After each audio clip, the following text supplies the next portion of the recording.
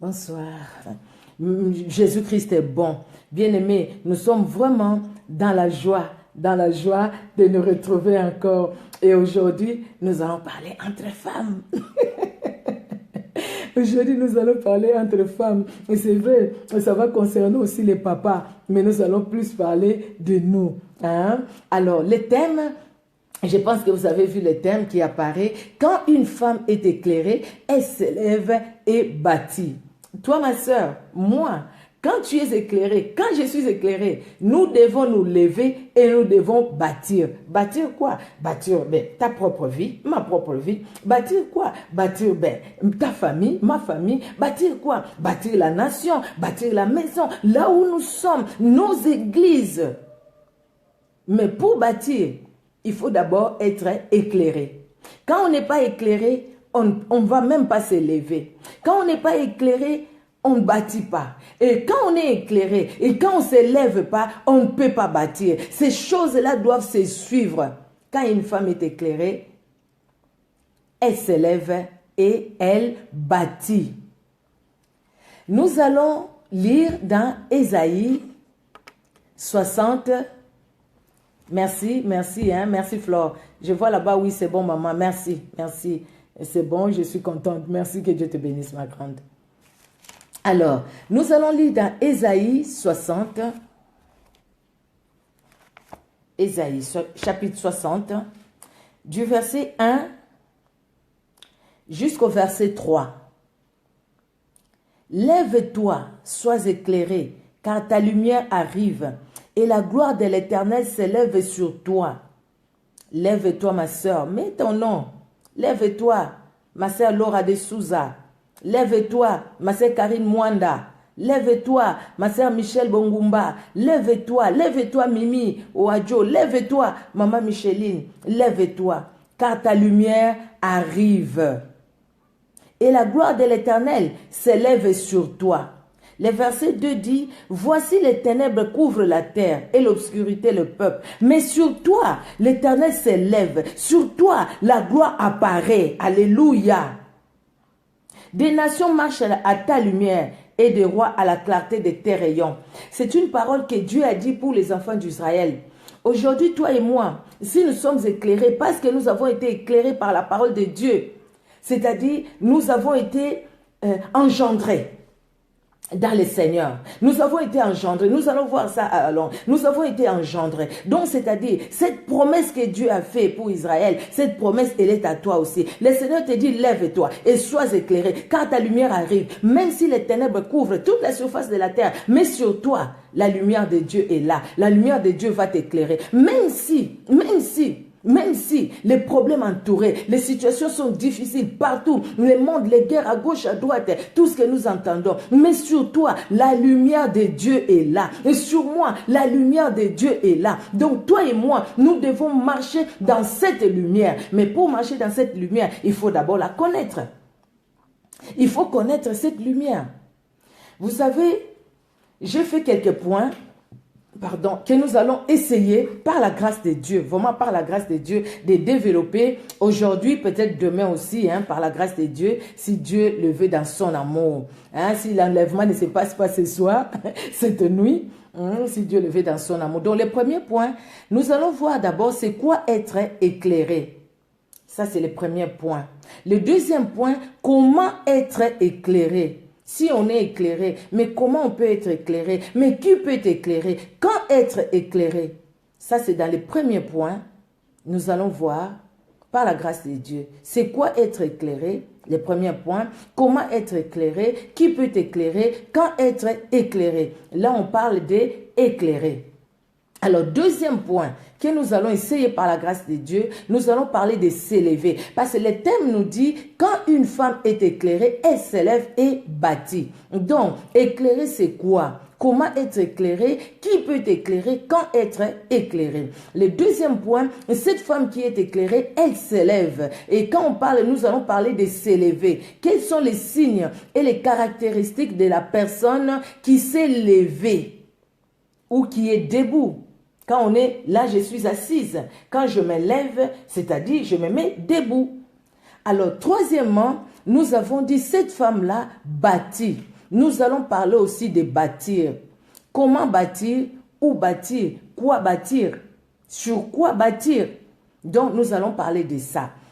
Alors, nous commençons tout de suite par notre premier point sur être éclairé. Comment être éclairé? D'abord, quand on parle qui est éclairé, d'abord, le premier point, pardon, c'est quoi être éclairé? Ça, c'est le premier point. C'est quoi être éclairé? Quand on parle d'être éclairé, c'est avoir des connaissances ou du discernement. C'est quelqu'un qui est sensé, c'est quelqu'un qui est avisé, c'est quelqu'un qui est éclairé, quelqu'un qui sait là où il va, quelqu'un qui voit clair dans ce qu'il fait. Quelqu'un, un éclairé, c'est quelqu'un qui a reçu la lumière, c'est quelqu'un qui est instruit, c'est quelqu'un qui a un esprit de critique, c'est celui-là qui est éclairé. Un éclairé, c'est quelqu'un qui a reçu la lumière. La personne qui n'a pas reçu la lumière, cette personne-là n'est pas éclairée. Et si je teignais cette lampe ici chez moi, ça sera l'obscurité. Même vous qui me regardez, vous allez vous dire, mais maman Micheline se trouve dans les noirs. Vous voyez? Mais quand je vais allumer, c'est-à-dire maintenant je suis éclairé parce que vous voyez que maman Micheline est quelque part là où il y a la lumière. Donc, être éclairé, c'est quelqu'un qui a reçu la lumière. Mais comment être éclairé? Comment recevoir cette lumière? Là, nous allons aller dans la parole de Dieu. Nous allons lire l'évangile selon Jean. Donc, Jean évangéliste par épître. Donc, l'évangile de Jean, nous allons lire les premiers chapitres. Jean, premier chapitre, du verset 1 au verset 14. Alors, la Bible nous dit, au commencement était la parole, et la parole était avec Dieu, et la parole était Dieu. Elle était au commencement avec Dieu. Toutes choses ont été faites par elle, et rien de ce qui a été fait n'a été fait sans elle. En elle était la vie, et la vie était la lumière des hommes. La lumière, lui, dans les ténèbres, et les ténèbres ne l'ont point reçue. Il y eut un homme envoyé de Dieu, son nom était Jean. Il vint pour servir de témoin, pour rendre témoignage à la lumière, afin que tous croient par lui. Donc, par la lumière. Il n'était pas la lumière. Donc, Jean n'était pas la lumière, mais il paraît pour rendre témoignage à la lumière. Cette lumière était la véritable lumière qui, en venant dans le monde, éclaire tout homme. Cette lumière était la véritable lumière qui, en venant dans le monde, éclaire tout homme. Cette lumière-là éclaire tout homme. Elle était dans le monde et le monde a été fait par elle. Et le monde ne l'a point connue. Elle est venue chez les siens et les siens ne l'ont point reçue. Mais à tous ceux qui l'ont reçu, à ceux qui croient en son nom, elle a donné le pouvoir de devenir enfants de Dieu, lesquels sont nés, non du sang, ni de la volonté de la chair, ni de la volonté de l'homme, mais de Dieu. Et la parole a été faite chair et elle a habité parmi nous, pleine de grâce et de vérité. Et nous avons contemplé sa gloire, une gloire comme la gloire du Fils unique venu du Père. Donc, quand nous lisons ces passages bibliques, nous comprenons que cette lumière, cette parole qui est venue, cette parole qui était Dieu, cette parole qui s'est fait chair, cette parole qui est venue dans le monde, cette lumière qui est venue pour éclairer tout homme, cette lumière, c'est Jésus-Christ de Nazareth. Jean a parlé de Jésus-Christ. Il a dit, moi, je vous baptise d'eau, mais il arrive après moi, celui qui va vous baptiser par le Saint-Esprit. Donc, il a parlé de la lumière qui est Jésus-Christ. Comment être éclairé? On ne peut être éclairé que par la parole. Cette parole qui est venue, cette parole qui est la lumière pour éclairer tout homme, pour éclairer toute femme. Cette parole, c'est Jésus-Christ de Nazareth. Donc, il n'y a que Jésus-Christ qui peut nous éclairer. Et sans Jésus-Christ, on n'est pas éclairé. Vous savez, des fois, les gens disent, ah, tu m'as éclairé sur ces points-là. Parce que tout simplement, quelqu'un qui vient te dire, tu sais quoi, tel, tu n'as pas vu comment il te regarde. Il te regarde mal. Toi, tu ne regardes pas. Hein. Toi, tu es concentré dans ce que tu fais. Mais moi, je vois moi, comment il te regarde mal. Et puis toi, tu dis aussi, ah, mais tu m'as éclairé. Au fait, je vais faire attention maintenant. Au fait, l'autre fois, je suis passé, c'est comme si il ne m'a pas bien regardé. Ça, ce n'est pas être éclairé. Ça, c'est être encore dans les ténèbres. Parce que la personne qui vient te le dire, qui fait la calomnie. Et toi, maintenant, quand tu vas commencer à regarder l'autre, ça sera avec un mauvais œil. Parce que tout simplement, on t'a dit que cette personne te regarde mal. Nous disons des fois, ah, tu m'as vraiment éclairé. Mais éclairé comment? Parce que tu as compris ce que l'autre a dit. Parce que tout simplement, il veut que tu aies des problèmes avec une autre personne. Mais quand la parole vient t'éclairer, quand la parole vient nous éclairer, c'est pour que nous puissions voir nos failles et que nous puissions nous corriger et que nous puissions abandonner et que nous puissions nous approcher davantage de cette parole qui est la lumière, de cette parole qui viendra nous prendre. La parole viendra nous prendre. Et la parole, la lumière, c'est Jésus-Christ. Et c'est la parole qui est claire. C'est Jésus-Christ de Nazareth. Donc, comment être éclairé? C'est par la parole. Cette parole qui est la lumière, c'est Jésus-Christ qui est la parole qui peut nous éclairer. Mais qui peut t'éclairer? Nous venons de le dire. Celui qui peut t'éclairer, ce n'est que Jésus-Christ. Regardez ce que Jésus-Christ dit dans Jean chapitre 8, verset 12. Qu'est-ce qu'il dit? Jean 8, verset 12, la Bible dit, Jésus leur parla de nouveau et dit, je suis la lumière du monde. Celui qui me suit ne marchera pas dans les ténèbres, mais il aura la lumière de la vie. Tu veux être éclairé? Qui peut t'éclairer? Il n'y a que Jésus-Christ. Jésus-Christ le dit lui-même. Il dit, je suis la lumière du monde. Je suis la lumière du monde. Celui qui me suit ne marchera jamais dans les ténèbres, mais il aura la vie. Il va marcher dans la lumière parce que Jésus-Christ lui-même est la lumière. Hein? Il dit, celui qui me suit ne marchera pas dans les ténèbres, mais il aura la lumière de la vie. Cette lumière qui va t'éclairer. On n'a pas entendu des témoignages des gens qui disaient ils sont allés pour faire du mal à telle autre personne, mais quand ils sont arrivés, ils ont trouvé une grande lumière qui l'entourait. Mais cette lumière-là, c'est qui? Si ce n'est pas Jésus-Christ de Nazareth. Jésus-Christ qui est clair, Jésus-Christ qui est la lumière qui dans nos vies, qui va ôter les ténèbres, qui va enlever la rancune, les mensonges et toutes ces choses-là qui ne glorifient pas, qui va ôter les désirs de la chair. C'est la lumière, Jésus-Christ de Nazareth. Donc, il faudrait vraiment que nous soyons éclairés par cette lumière-là. Alors, quand pouvons-nous dire que nous sommes éclairés? Quand pouvons-nous dire que nous sommes éclairés? Nous pouvons dire, écoutez, moi j'ai reçu la lumière. Mais quand est-ce que tu peux dire que tu es éclairé? Tu vas dire que tu es éclairé parce que toi tu ne manques pas l'église tous les dimanches matins. Tu vas dire que tu es éclairé parce qu'au fait, toi, tu parles en langue. Tu vas dire que tu es éclairé parce que toi, je ne sais pas, tu es né de parents qui, depuis longtemps, tes parents sont à l'église tout le temps, sont à l'église, ils sont ceci ou cela. Non. Quand est-ce que tu vas dire que tu es éclairé? Tu vas dire que tu es éclairé, Apocalypse 3, 20. La Bible dit, mais voici, je me tiens à la porte et je frappe. Si quelqu'un entend ma voix et ouvre, j'entrerai chez lui, je souperai avec lui et lui avec moi. Jésus-Christ frappe à la porte de ton cœur, de mon cœur, de la porte de chacun, du cœur de chacun, de la vie de chacun pour dire, écoute, moi je vais te sauver, je veux que tu sois libéré, je veux que tu sois affranchi. Jésus-Christ frappe à la porte de ton cœur, mon frère, ma soeur, pour que tu puisses être éclairé par lui.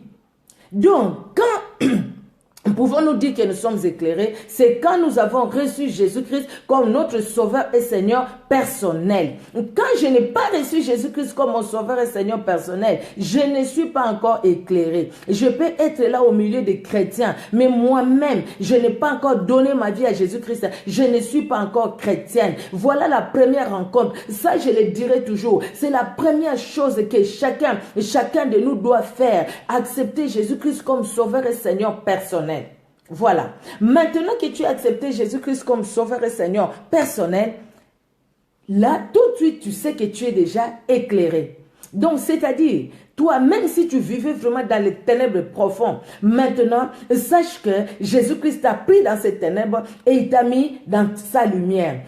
Dans sa lumière, dans la lumière de Dieu, c'est comme ça la lumière de Jésus-Christ. C'est comme ça que tu vas commencer à voir petit à petit que telle chose je les faisais avant, mais c'était pas bon. Dieu me dit que c'est pas bon. Et Seigneur, donne-moi la force d'abandonner telle chose et telle autre chose. Maintenant que tu as été éclairé, Maintenant que tu sais que maintenant, si je donne ma vie à Jésus-Christ, Jésus-Christ devient mon sauveur et mon Seigneur personnel. C'est-à-dire que ma vie est éclairée. Maintenant, il faut que tu t'élèves. Tu ne vas pas rester là-bas. Tu ne vas pas rester là où tu es. Tu ne vas pas rester dans la situation où tu étais. Tu ne vas pas rester à faire la même chose, à vivre la même situation. Maintenant, tu t'élèves. Nous allons voir dans la Bible. La Bible nous parle d'une histoire. Une histoire peut-être que vous connaissez déjà, que vous aviez lu plusieurs fois. La Bible nous parle de l'histoire de Paul. Nous allons vraiment survoler cette histoire-là et après nous allons parler d'une femme. Mais ici, pourquoi je veux qu'on puisse parler de ça? Parce que Paul a rencontré la lumière. C'est Paul maintenant qui témoigne devant Agrippa. Quand il a rencontré Jésus-Christ, lui qui faisait du mal aux chrétiens, Jésus-Christ lui a donné une mission. Il lui dit, voilà la mission, c'est que tu dois faire. Comme toi aussi, ma soeur, maman, mon frère, quand tu as, aujourd'hui parce que nous parlons de la femme, cette femme qui est éclairée, ma soeur, quand tu as rencontré Jésus-Christ, Jésus-Christ aussi t'a donné une mission. Mais est-ce que tu accomplis cette mission-là? Là où tu es, tu penses vraiment que c'est vraiment un hasard que tu t'es retrouvé là où tu es? C'est vraiment un hasard que tu es cet homme-là que tu as comme mari? C'est vraiment un hasard que tu es les enfants que tu as là comme enfants? Ce n'est pas un hasard. C'est Dieu qui l'a permis et c'est Dieu qui l'a accompli. Maintenant, comment toi, tu accomplis ta mission en fait? La mission que Dieu t'a donnée. Nous allons lire quand même, nous allons vraiment survoler cette histoire de Paul parce qu'après on va parler d'une femme et puis des autres femmes par la grâce de Dieu prochainement. Nous allons lire dans Actes des Apôtres, chapitre 26.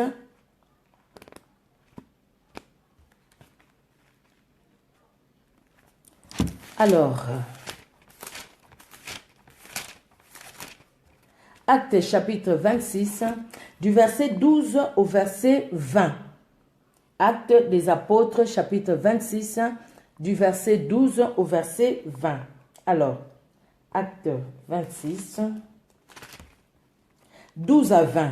La Bible nous dit, c'est dans ces buts que je me rendis à Damas avec l'autorisation et la permission des principaux sacrificateurs. Vers le milieu du jour, au roi, je vis un chemin resplendir autour de moi et de mes compagnons une lumière venant du ciel et dont l'éclat surpassait celui du soleil. Ça, c'est le témoignage de Paul devant le roi Agrippa. Nous tombâmes tous par terre. Et j'entendis une voix qui me disait en langue hébraïque, « Saul, Saul, pourquoi me persécutes-tu? Il te serait dur de réjamber contre les aiguillons. » J'ai répondu, « Qui es-tu, Seigneur? » Et le Seigneur dit, « Je suis Jésus que tu persécutes. Mais lève-toi et tiens-toi sur les pieds, car je te suis apparu pour t'établir ministre et témoin des choses que tu as vues et de celles pour lesquelles je t'apparaîtrai. Je t'ai choisi du milieu de ces peuples et du milieu des païens vers qui je t'envoie, afin que tu leur ouvres les yeux pour qu'ils passent des ténèbres à la lumière et de la lumière de Satan à Dieu, pour qu'ils reçoivent par la foi en moi les pardons des péchés et l'héritage avec les sanctifiés.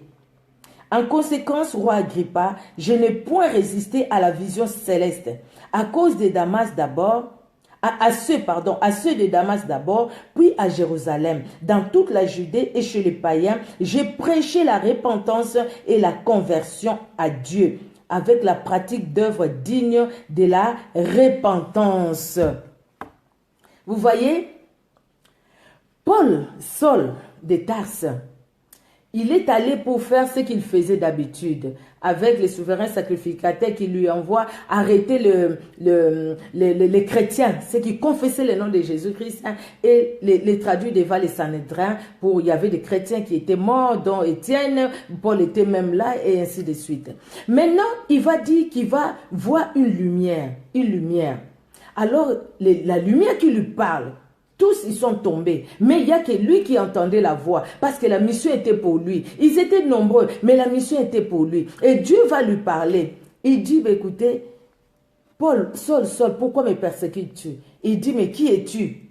Qui es-tu? Qui es-tu? Moi, je ne te persécute pas. Il dit, mais je suis Jésus, celui que tu persécutes. Donc, ce que tu fais aux chrétiens, donc tu le fais à moi. Et Dieu va lui dire quoi? Les versets 16, il lui dit, mais lève-toi et tiens-toi.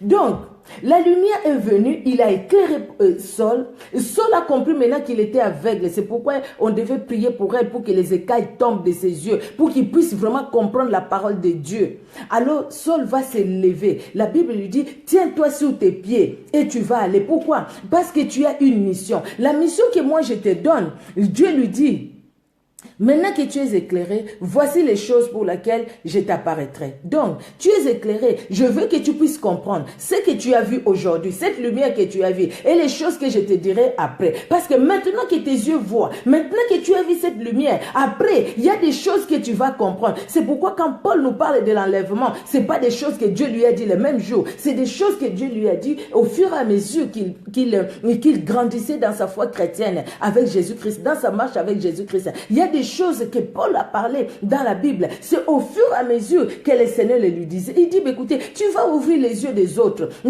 qui sont dans les ténèbres. Donc toi, maintenant que tu es éclairé, tu vas les aider aussi pour qu'eux aussi soient éclairés. Tu as compris ça, ma soeur? Que toi tu es éclairé pour que toi aussi tu t'élèves afin que les autres aussi soient éclairés. Vous n'avez pas entendu des mamans qui ont pris leurs enfants parce que l'enfant n'obéit pas. Il prend son enfant ici en Europe, il l'envoie là-bas en Afrique pour qu'on l'aille délivrer l'enfant. Il dit que non, l'enfant l'a sorcellerie. C'est vrai ça? Toi tu es éclairé parce que tu es éclairé. Pourquoi tu n'aides pas ton fils ou ta fille et qu'elle puisse recevoir aussi la lumière? Dieu dit à Paul, écoutez, il y a des gens qui sont dans l'aveuglement comme toi Paul aussi tu étais dans l'aveuglement. Maintenant je t'envoie afin que les yeux des gens s'ouvrent. Afin qu'ils puissent, leurs yeux s'ouvrent. Quand leurs yeux vont s'ouvrir, ces gens-là vont quitter. Ils vont passer des ténèbres à la lumière, de la puissance de Satan à Dieu. Ces gens-là vont comprendre que là où ils sont vraiment dans les ténèbres. Ils sont liés. Ces gens-là vont comprendre qu'ils doivent quitter les mauvaises choses. Ils doivent quitter là où tu es, dans ton lieu de travail, ma soeur. Nous allons parler de ça quand nous allons parler d'une autre femme. Dans ton lieu de travail, tu es là comme la lumière qui éclaire les autres, ou toi, c'est les autres qui viennent avec les ténèbres et qui te mettent ça sur le visage.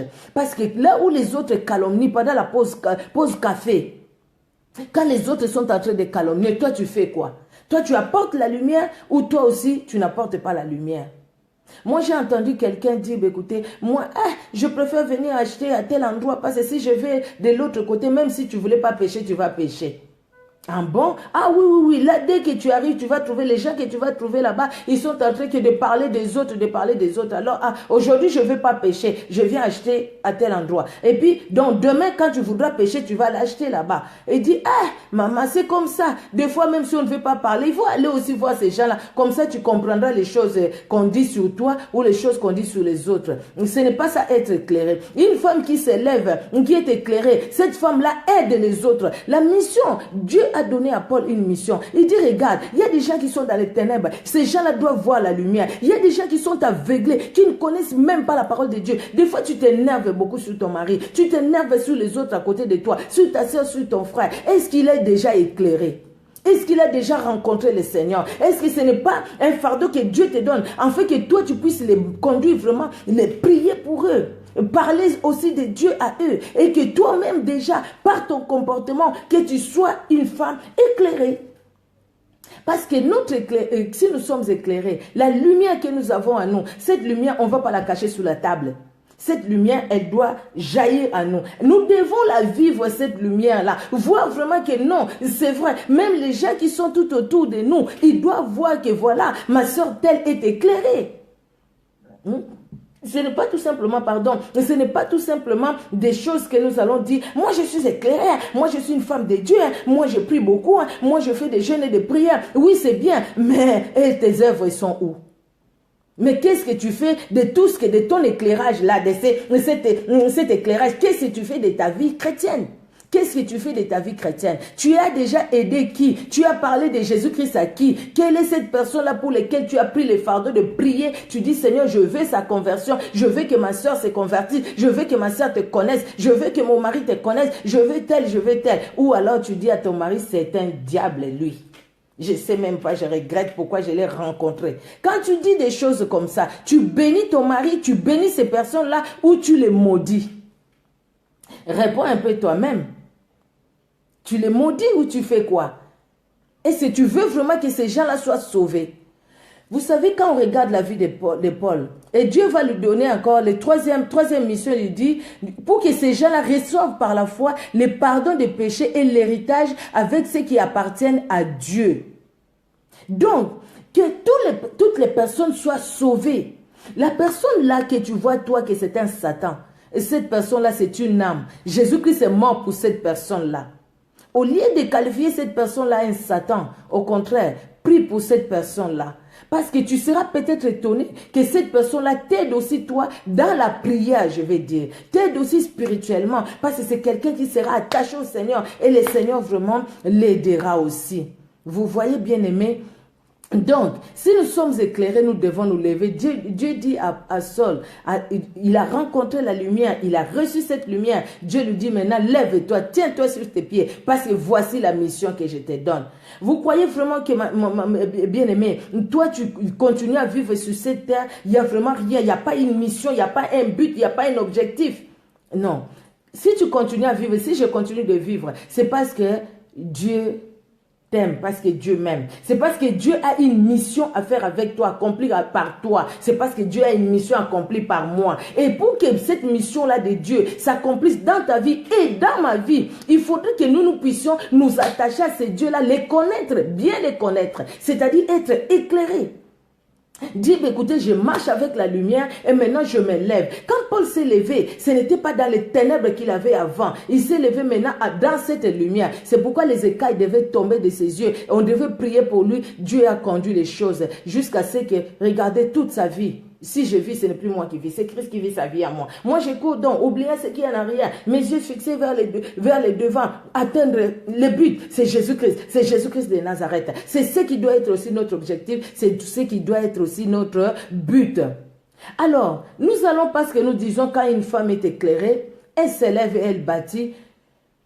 Nous avons compris, avec Paul, quand Dieu t'appelle, quand tu as rencontré la lumière, tu as une mission accomplie. Là où tu es, tu as une mission accomplie. Dans ton foyer, tu as une mission accomplie. Dans la vie de ton mari, dans la vie de tes enfants, dans la vie de tes collègues du travail, tu as une mission accomplie. Tu as une mission, maman. Tu as été éclairé pour que tu puisses éclairer aussi les autres, pour que les autres aussi viennent dans le Seigneur. Tu n'as pas été éclairé pour prendre ta lumière. Tu la laisses dans ta chambre. Quand tu vas au travail, tu laisses ta lumière dans ta chambre. Tu dis, je vais d'abord au travail. Au travail, je suis madame tout le monde. Quand je vais retourner chez moi, je vais reprendre ma lumière. Ou ta lumière tout simplement c'est au salon, pendant les lives. Ta lumière tout simplement c'est quand tu vas à l'église. Quand tu retournes et tu dis, j'ai été à l'église, maintenant c'est fini, ma lumière j'ai laissé là-bas. Jésus-Christ j'ai été laissé là-bas, maintenant laisse-moi vivre ma vie. Là tu n'es pas encore éclairé, c'est-à-dire tu n'as encore rien compris. Mais si tu as compris, si tu as été éclairé, tu seras chrétienne. Dans ta maison tu seras chrétienne. Chez toi, dans ta chambre à coucher tu seras chrétienne. Au salon tu seras chrétienne. Avec tes enfants tu seras chrétienne. Dans ton lieu du travail tu seras chrétienne. À l'église tu seras chrétienne. Et sur la route tu seras chrétienne. Quand tu vas prendre le tram tu seras chrétienne. Quand tu vas prendre le bus tu seras chrétienne. Quand tu vas conduire ta voiture tu seras chrétienne. Devant le feu tu seras chrétienne. Même quelqu'un qui va voler ta priorité, qui était à gauche, qui va prendre, te couper devant, même s'il n'avait pas la priorité, tu ne vas pas dire des gros mots, tu ne vas pas l'injurier. Pourquoi? Parce que tu seras chrétienne et tu vas marcher dans cette chrétienté. Nous allons voir dans la Bible une femme, bien-aimée. Nous allons voir cette femme, c'est une femme, c'est sûr, hein, vous-même aussi, quand vous aviez lu cette histoire-là, c'est sûr que ça vous a vraiment fait quelque chose, au fait. Vous êtes dit, waouh, cette femme. L'histoire, elle est longue, au fait, cette histoire. Elle est longue, mais vous allez lire. Moi, je vous fais confiance, je sais que vous allez lire. Nous allons parler de la Sunamite, et cette femme de Sunem. C'est dans 2 Rois, chapitre 4. Alors, l'histoire, c'est du verset 8 au verset 37. Mais nous n'allons pas tout lire, parce que c'est long. Nous allons lire tout simplement du verset 8 au verset 17. Mais sinon, l'histoire, c'est jusqu'au verset 37. Hein? Donc, du 2 Rois 4, du 2 Rois, pardon, chapitre 4, verset 8 jusqu'à 37. Ça, c'est toute l'histoire. Mais nous allons lire tout simplement jusqu'au verset 17. Nous allons lire au nom de Jésus-Christ de Nazareth. Alors, 2 Rois chapitre 4, du verset 8. Un jour, Élisée passait par Sunem. Il y avait là une femme de distinction qui les pressa d'accepter à manger. Et toutes les fois qu'il passait, il se rendit chez elle pour manger. Elle dit à son mari, voici, je sais que cet homme qui passe toujours chez nous est un saint homme de Dieu. Si vous soulignez dans vos Bibles, écoutez, soulignez ça. C'est un saint homme de Dieu, le verset 9. Faisons une petite chambre haute avec des murs et mettons-y pour lui un lit, une table, un siège et un chandelier, afin qu'il se retire quand il viendra chez nous. Élisée étant revenu à Sunem, se retira dans la chambre haute et y coucha. Il dit à Géasi, son serviteur, appelle cette Sunamite. Géasi l'appela et elle se présenta devant lui. Et Élisée dit à Géasi, dis-lui, voici tu nous as montré tout cet empressement. Que peut-on faire pour toi? Faut-il parler pour toi au roi ou au chef de l'armée? Elle répondit, j'habite au milieu de mon peuple. Et il dit, que faire pour elle? Pardon, c'est ça, le verset 14. Et il dit, que faire pour elle? Donc là, c'est Élisée qui parle maintenant à Géasi. Géasi répondit, mais elle n'a point de fils et son mari est vieux. Et il dit, appelle-la. Géasi l'appela et elle se présenta à la porte. Élisée lui dit, à cette même époque, l'année prochaine, tu embrasseras un fils. Et elle dit, non, mon Seigneur, homme de Dieu, ne trompe pas ta servante. Cette femme devint enceinte et elle enfanta un fils à la même époque, l'année suivante, comme Élisée lui avait dit. Alléluia. Dieu est bon. Alors, maman, écoutez-moi. Écoutez. L'histoire de cette femme. Vous voyez, cette femme, déjà à l'époque, c'était la coutume. Regardez qui c'est Abraham. Quand il voit les 3 hommes qui venaient, il se précipite. C'est les étrangers. On ne laisse pas comme ça. Il faut les recevoir. Il faut les laver les pieds. Il faut leur donner à manger. C'était la coutume. Donc cette femme-là le fait. C'était tout à fait normal qu'elle le fasse. Au fait, c'est des gens qui passent. Je vois cet homme passer. Mais écoutez, on l'appelle chez nous. Et puis, il appelle. L'homme vient manger. Mais Élisée, la femme, la Sunamite, la Bible nous dit que c'était une femme de distinction. C'était pas n'importe quelle femme, c'était une femme qui était riche, c'était une femme qui avait des grands biens, c'était une femme qui pouvait dire, écoutez, avec les portails bien fermés, c'est-à-dire si vous sonnez, vous savez quand on faisait l'évangélisation, surtout au pays où on fait l'évangélisation, vous allez sonner dans une maison bien entourée, bien clôturée, et les gens vous répondent par l'interphone, oui, qu'est-ce que vous voulez? Vous voulez du pain? Non, on veut vous parler de Jésus-Christ. On n'en a pas besoin. Pouf, il coupe. Donc, cette femme pouvait être comme ça. Mais non. Cette femme qui reçoit Élisée, qui reçoit Géasi, il dit à son mari, d'abord, il donnait à manger. Mais, à un moment, quelque chose s'est passé. Vous avez compris ça? Regardez. Je vais relire encore. Un jour, Élisée passait par Sunem. Il y avait là une femme de distinction qui les pressa d'accepter à manger. Là, c'était de façon normale. Et toutes les fois qu'il passait, il se rendait chez elle pour manger. Il allait plusieurs fois, il est allé manger. Mais ce jour-là, il y a quelque chose qui s'est passé. Le verset 9. Elle dit à son mari, voici, je sais que cet homme qui passe toujours chez nous est un saint homme de Dieu. Donc cette femme, elle a été éclairée. C'est comme Pierre au fait, quand Jésus-Christ va poser la question aux yeux des autres, qu'est-ce que les autres disent que moi je suis? Les disciples se sont précipités pour dire, ah, il y a de ceux qui disent que tu es Élie, il y a de ceux qui disent que tu es ceci, tu es cela. Mais quand Jésus-Christ va dire, mais vous, qui êtes-vous? Qui dites-vous que je suis? C'est là où tous ils se sont tus. parce qu'il ne savait pas quoi répondre. Mais Pierre, inspiré par le Saint-Esprit, Pierre va dire, tu es le Christ, le Fils du Dieu vivant. Et Jésus-Christ va dire, cela ne vient pas de toi, Pierre, parce que c'est une révélation qui est venue d'en haut. C'est mon Père qui te l'a révélé. Parce que le Saint-Esprit a révélé à Pierre qui était Jésus-Christ. Et cette femme, regardez, cette femme qui recevait déjà... Élisée et Géasi chez elle. Mais, ces jours-là, il y a quelque chose qui s'est fait. Cette femme a été éclairée. Cette femme s'est dit, donc Dieu a mis dans le cœur de cette femme pour dire à cette femme, écoutez, cet homme que tu reçois-le différemment. Tu l'as toujours reçu, mais à partir d'aujourd'hui, tu le reçois différemment. Quand cette femme a compris ça, c'est là où le miracle s'est produit. Alléluia. Quand elle a compris, quand elle a été éclairée pour comprendre que cet homme qui vient manger chez moi, ce n'est pas un homme n'importe comment, ce n'est pas un homme qui passe tout simplement par la rue de Sunem, non, mais c'est un saint homme de Dieu, c'est-à-dire cet homme vient de Dieu, cet homme parle de la part de Dieu, cet homme, je ne le reçois pas comme je le recevais avant, maintenant, il faut qu'on fasse quelque chose pour lui. Il dit à son mari, écoute, parce que cet homme, c'est un saint homme de Dieu, faisons une petite chambre haute avec des murs et mettons-y pour lui un lit, une table, un siège, un chandelier, afin qu'il s'y retire quand il viendra chez nous. Maintenant, recevons-le différemment. Parce que la personne qui est éclairée, les choses changent. La personne qui est éclairée change même sa façon de parler. Vous voyez, cette femme éclairée par Dieu lui-même. Et quand il voit maintenant Élisée, sa façon de parler va changer.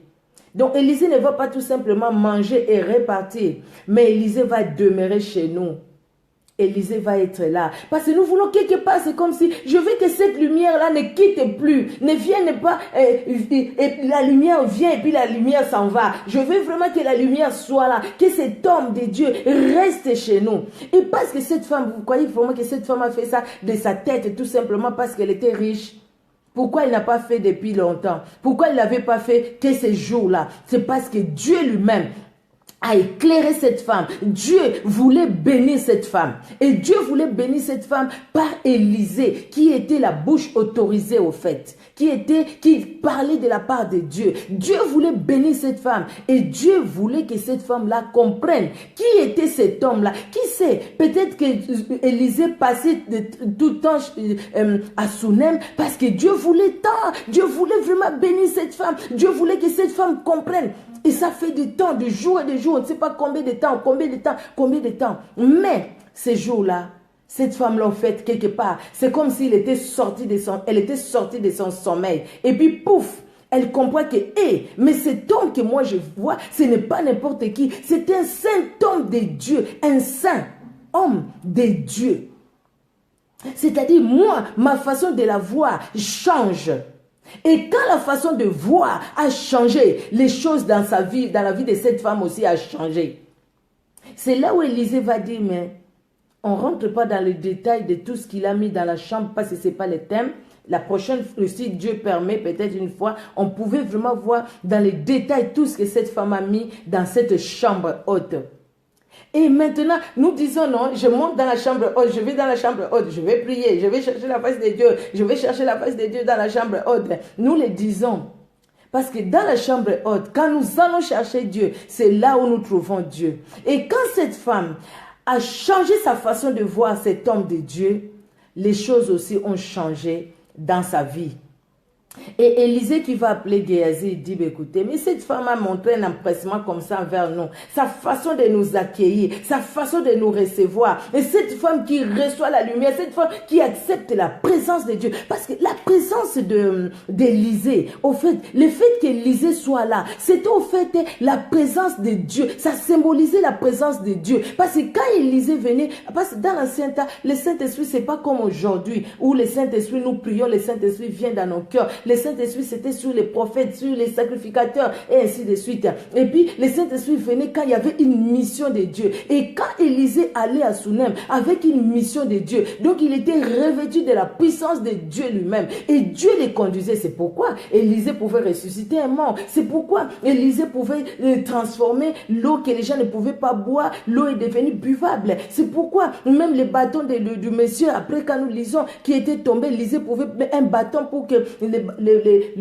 la hache là puisse remonter en surface. C'est pourquoi Élisée pouvait connaître même ce qui s'est passé dans la chambre du roi d'Assyrie. C'est pourquoi, parce que la présence de Dieu était là. Donc le fait que cette femme accepte Élisée dans sa maison, c'est-à-dire quelque part, cette femme a accepté la présence de Dieu.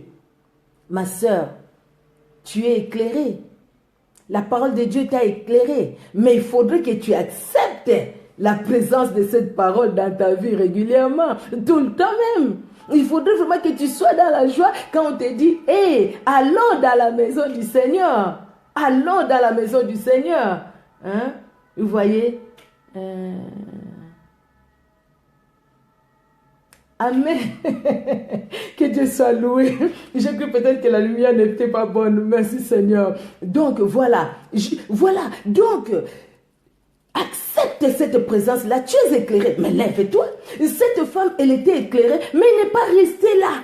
Quand elle était éclairée, cette femme, elle s'est éclairée, elle était éclairée, elle s'est levée. Vous voyez, non? Elle était éclairée, elle a compris que cet homme, c'était un saint homme de Dieu. Elle a dit à son mari, faisons quelque chose. Donc, c'est-à-dire, elle ne dit pas, hey, cet homme doit être un cet homme de Dieu. L'homme finit de manger et puis elle part. Non, tu sais mon mari, je pense que cet homme c'est un cet homme de Dieu. Je pense que sans rien faire. Mais non, elle s'est levée. Elle s'est levée. Et quand elle s'est levée, la bénédiction est venue. Bien-aimé, je vais dire une chose. Vous savez, il y a un frère chez moi qui chante « Koboakate o yavandi pembeni na yo pona noye biyete ». Tant mususu yende lipamboli na yo, koboaka ena nute. Yo pe oboaki sami kolelate, loba kanganga photo. Bien-aimé, vous savez, surtout ici en Europe, c'est terrible, hein? Même en Afrique, il y a des choses comme ça. Il n'y a pas des choses comme ça qui se passent, quoi. Vous voyez? Et le problème, surtout, c'est nous, les femmes, nous. Vous recevez quelqu'un, un cousin, une cousine, un oncle, une tante, pardon, et tout ça. Vous le recevez chez vous. Il vous dit, écoutez, je suis là pour quelque temps et puis je vais partir. Et puis tu commences à compter les jours. Et puis tu dis à ton mari, mais quand est-ce qu'elle va partir? Quand est-ce qu'il va partir? Ah non, non, non, il faut qu'il parte. Moi, je ne veux pas, il mange beaucoup. Ah non, il faut qu'il parte. Il utilise beaucoup le téléphone. Ah non, non, il faut qu'il parte. Il faut qu'elle parte. Il faut qu'elle parte. Je ne veux pas. Tu changes de comportement, tu changes d'attitude. Tu deviens vraiment une boudeuse. Tu boudes même pour rien. Mais tu ne sais pas ce que cette personne-là, demain ou après-demain, peut être aussi une bénédiction. Combien de personnes qui sont arrivées ici, qui se sont retrouvées un jour ou l'autre dehors? Il y a une dame qui me disait une fois, elle me dit, moi j'ai rencontré mon mari, comment elle a rencontré son mari, au fait elle me dit, elle était à Paris, elle habitait chez sa cousine, et puis un jour comme ça, elle regardait la télé, le mari de sa cousine aussi était là, il regardait la télé, sa cousine qui rentre comme ça, qui dit, ah non, non, non, pourquoi vous regardez la télé vous deux? Et pourtant elle me dit vraiment non, avec tout le respect, hein, le mari de sa cousine, parce qu'elle avait fini le travail, le mari de sa cousine, et puis sa cousine qui dit qu'il la chasse même, c'était l'hiver, sous l'hiver, elle a chassé, elle était là avec ses habits, sous ses froids là, et puis elle voit une voiture qui s'arrête, et puis au final tu montes, pourquoi tu es dehors à cette heure, à ce froid? Et puis elle a expliqué au monsieur, et puis le monsieur dit non, je peux te laisser chez ma soeur, tu vas dormir là-bas. Quelqu'un de chez lui aussi, du même pays au fait, qui est la fille. Et puis d'abord, elle me dit, d'abord, elle a refusé, et puis au final, parce qu'elle ne savait pas où aller, elle est allée, mais effectivement, le monsieur l'a amené vraiment chez sa soeur, la soeur de ce monsieur là, il dit à sa soeur, vraiment, c'est une soeur, elle est de notre pays, voilà ce qui lui est arrivé. Donc, elle était dehors. Il y a des gens qui se sont retrouvés dehors. Une maman qui me disait, sa propre fille l'a mis dehors. Sa propre fille a pris ses habits et l'a jeté dehors. Et cette maman-là s'est trouvée dehors. Il a commencé à avoir les problèmes aux pieds parce qu'elle restait dehors avec ses sacs. Elle était devant le parc. Alors c'est une fille qu'il a pris là-bas, qui dit, mais maman, je suis passé, repassé, je te vois là-bas, un problème, ça va. Et la maman qui lui dit, voilà, je suis de tel pays et tout ça, mais voilà, je suis venu chez ma fille, sa fille qui a vraiment des moyens, ma fille m'a mis dehors. Et cette maman-là, elle a galéré, mais aujourd'hui, Dieu lui a fait grâce aussi. Combien de choses comme ça, tu sais pas ce qui vient, la personne qui est là devant toi, peut-être toi tu trouves qu'il n'a rien aujourd'hui, cette personne-là n'a pas de moyens, mais demain tu sais pas ce que cette personne-là peut faire dans ta vie. Tu ne sais pas ce que Dieu lui-même peut faire dans ta vie à cause de ce que tu as reçu cette personne-là, à cause de ce que tu as montré, tu as montré l'hospitalité envers cette personne. N'est-ce pas qu'Abraham a été béni en recevant ces 3 personnes-là qu'il ne connaissait pas? Et pourtant, c'était Dieu lui-même qui était venu les visiter. La femme, la Sunamite, elle n'a pas regardé à son argent, mais elle a regardé, elle s'est laissée conduire par Dieu. Elle a écouté Dieu qui lui a dit, écoutez, c'est la présence de Dieu dans ta maison. Quand tu les laisses partir, quelque part, non. Fais de sorte que cette présence-là demeure dans ta maison. Parce que ta bénédiction dépendra de cette présence-là. Ta bénédiction, ma soeur, ma bénédiction dépendra de la présence de Dieu dans ta vie, dans ma vie. Si nous prenons la présence de Dieu, nous la mettons dehors, nous ne serons pas bénis. La Sunamite a compris. Elle s'est levée. Quand elle s'est levée, elle a bâti. Vous voyez comment elle a bâti? Parce que même son mari ne pouvait même pas croire qu'elle pouvait avoir un enfant. Pourquoi Élisée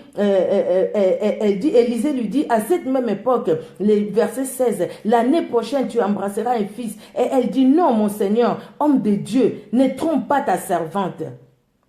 Pourquoi elle dit ça? Parce que pour elle, c'était déjà fini.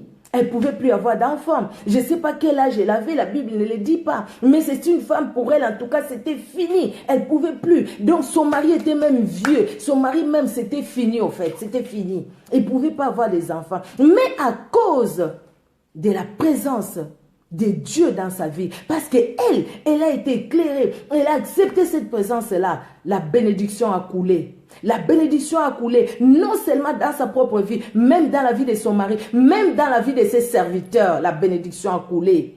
Et même quand il y avait la famine est venue, Élisée est venu lui dire, il y aura la famine. Il a fui la famine, mais à son retour, quand le roi lui a rendu, lisez ça jusqu'à la fin, encore plus, encore plus, encore plus.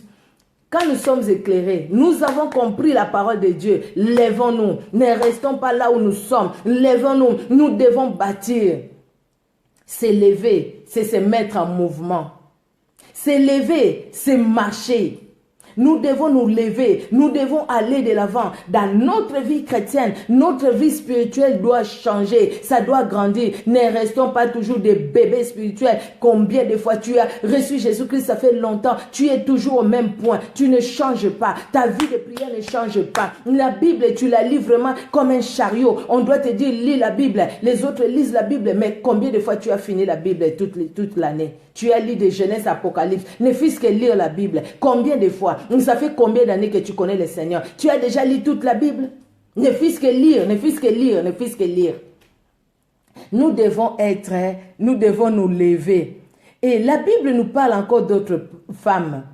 Nous allons voir Déborah, nous allons voir Esther, et avec Esther, nous allons parler de bâtir. Comment cette femme, elle a bâti? Comment elle a bâti? À partir d'elle, ce qui s'est passé, et à partir de toi. Tu sais la valeur que tu as, tu sais ce qui tu es toi, si tu sais ce qui tu es. Quand tu as été éclairé, et tu sais que la personne qui t'a éclairé, cette lumière, c'est Jésus-Christ lui-même. Donc tu es une chrétienne, née de nouveau. Vraiment, ce n'est pas une chrétienne de bouche, de parole. Non, mais une chrétienne du vécu, de la vie. Une chrétienne vraiment profonde, assise dans la parole de Dieu. Les choses doivent changer. Tu dois t'élever. Tu dois agir. Tu ne dois pas rester la même. Ta vie de prière doit changer. La vie de sanctification, il faut qu'on les sente, la vie de sanctification. Il faut qu'on les sente. Il ne faut pas être quelque part et que les démons te disent, toi aussi tu viens me chasser, toi tu fais que tu es chamaillé, toi qui calomnies les autres, tu veux me chasser. Ah, que les autres ne me chassent pas toi. Ça, c'est une honte. Mais que les démons disent, Ah non, non, non, toi, on ne peut pas te toucher. Toi, on ne peut pas te toucher. Qui viennent le jour comme la nuit, mais qui nous trouvent bien blindés, comme le frère l'a dit. Bien blindés, pourquoi? Parce que assis où? Dans la parole qui nous a éclairés. Assis où? Dans la parole qui est Jésus-Christ, la lumière du monde. La lumière qui est venue, cette lumière qui éclaire ta vie, qui éclaire ma vie. Jésus-Christ t'aime. Jésus-Christ m'aime. Bien-aimés, nous allons continuer cet enseignement la prochaine fois. Peut-être demain, peut-être demain si Dieu le veut, dans son amour. Vous connaissez une dame quelque part, une amie, invitez-les. Dites-lui, écoutez, soyez live, nous avons live, nous parlons de la femme, une femme qui est éclairée. Il faudrait que nos vies changent, il faudrait que les choses changent. Dans nos vies, ça doit changer. De là où nous sommes, dans nos maisons, les choses doivent changer. Je veux vraiment que maman Roselyne me dise, maman Micheline, j'ai reçu les appels des papas qui m'ont dit, les mamans ont suivi cet enseignement, les choses ont changé, les choses ont changé. Maman, arrête de croire que toi tu es éclairé, les autres, tous les autres sont dans les ténèbres. Quand tu crois que toi tu es éclairé, mais éclaire aussi les autres. Fais que les autres aussi soient éclairés. Mais pourquoi tu gardes ta lumière pour toi? Cette lumière-là, comment tu l'entretiens? La lumière doit être entretenue. La lumière doit être entretenue par une vie de prière, par une vie de méditation, par une vie de sanctification, par une vie purifiée. Parce que là où il y a la lumière, les ténèbres ne s'approchent pas, les ténèbres ne viennent pas. Et quand les ténèbres s'approchent, les attaques, nous les recevons tous les jours du matin au soir, les attaques sont là. Parce que le diable cherche à tout prix à nous faire rasseoir, à nous faire retourner dans les ténèbres. Même Paul, il était attaqué. Toutes ces femmes-là, ils étaient attaqués. Même la femme-là, la Sunamite. Nous allons voir la suite, même elle, mais Dieu préserve toujours ceux qui sont à lui. Comme Dieu te préserve, ma soeur, Dieu me préserve aussi. Tu es une jeune fille, tu n'es pas encore mariée. Ben écoute, ta lumière va éclairer aussi tes parents. Ta lumière va éclairer aussi tes copines. Ta lumière va éclairer aussi les autres qui sont tout autour de toi. Ne dis pas parce que je suis avec mes copines, je fais comme elles font. Ah, les autres vont dans la boîte de nuit, moi aussi je vais. D'abord c'est une boîte et puis c'est nuit. Donc c'est-à-dire qu'il n'y a rien de bon là-dedans. Ta vie, c'est devant Jésus-Christ. Ne viens pas à l'église parce que les autres viennent à l'église, mais viens à l'église parce que tu as connu Jésus-Christ, parce que tu connais qui il est. Si tu connais qui il est, Jésus-Christ c'est lui la parole, Jésus-Christ c'est lui la lumière. La lumière qui est venue pour t'éclairer, pour m'éclairer aussi. Que le Saint d'Israël nous bénisse parce qu'il est vraiment merveilleux dans son amour. Nous allons prier. Et demain, si Dieu le veut, si Jésus-Christ, si l'enlèvement ne se passe pas cette nuit, si Jésus-Christ nous garde encore dans son amour, il permet que nous puissions voir la journée de demain, peut-être demain ou après-demain, je ne sais pas, je vais voir ça avec le pasteur Serge. Que Dieu vous bénisse et nous allons prier le Seigneur. Merci les rois de gloire, merci Seigneur pour ce moment merveilleux que tu nous as donné. Tu es vraiment bon Seigneur, ton amour vraiment est grand, éternel Dieu de gloire. Papa, nous sommes là devant toi, nous savons Seigneur Dieu de gloire que nous avons beaucoup de faiblesses. C'est vrai, nous écoutons ta parole nous éclaire, c'est vrai, tu nous éclaires par ta parole. Mais plusieurs fois éternel Dieu de gloire, ô Père très saint, même si ta parole nous a éclairés, même si tu nous as dit de faire quelque chose, plusieurs fois nous avons fait Seigneur, c'est que nous avions voulu faire. Seigneur, pardonne-nous pour cela. Aide-nous, éternel Dieu de gloire. Au travers de cet enseignement, nous voulons comprendre. Nous voulons nous lever, nous voulons bâtir, afin que les choses changent. Dans nos églises, que les choses changent. Dans nos maisons, que les choses changent. Dans nos lieux de travail, que les choses changent. Là où nous habitons, que les choses changent. Éternel Dieu de gloire, même dans ce que nous faisions pour toi à l'église, que les choses changent. Vraiment, que nous nous voyons vraiment utiles et que nous puissions travailler avec toi, avec zèle, avec détermination. Que nous soyons, Seigneur, de ceux-là, éternel Dieu de gloire, qui vont s'élever et qui vont bâtir. Bâtir, Seigneur, bâtir ton œuvre, bâtir éternel nos maisons, bâtir éternel Dieu de gloire. Merci. Parce que nous ne bâtissons pas seuls, nous ne nous lèvons pas seuls, mais avec toi la lumière, la parole. Merci Seigneur, que notre nuit soit entre tes mains. Éternel, que notre sommeil entre tes mains. Nous refusons, Éternel, tout ce que le monde des ténèbres a préparé contre nous au nom de Jésus. Les réunions des ténèbres contre nous, nous les détruisons au nom de Jésus. Qu'il n'y ait pas d'eux qui s'entendent pour comploter contre nous au nom de Jésus. Éternel, nous-mêmes et nos familles, nous sommes gardés, protégés par toi au nom de Jésus. Le bonheur et la grâce nous accompagnera, comme il nous accompagne les jours, comme il nous accompagne aussi la nuit. Nous dormons dans le creux de ta main au nom puissant de Jésus-Christ. Alléluia. Éternel Dieu d'amour au Père très saint, la Bible nous dit